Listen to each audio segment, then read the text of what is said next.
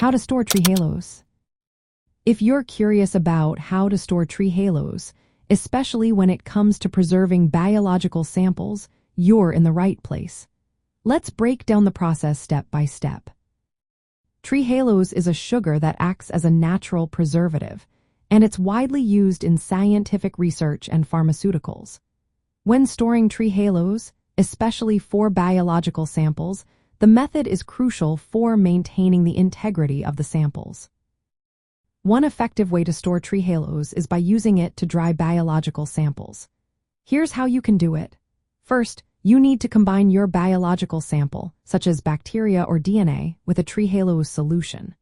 For example, you can use it to preservation media that includes 200 mg trehalose, along with other salts like KCl2, MgCl2, and ZnCl2.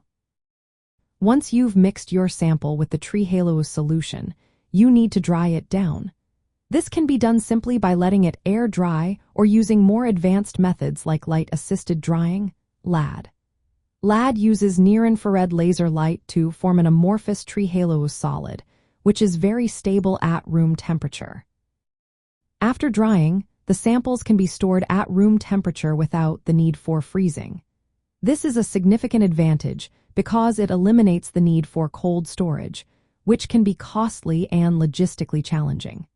For instance, studies have shown that bacteria stored in trehalose can remain viable for at least 5 months at room temperature. Another method involves storing trehalose dried samples at cooler temperatures if needed. For example, you can store DNA samples dried in trehalose at degrees Celsius or even at 4 degrees Celsius, which helps in preserving the DNA quality over longer periods.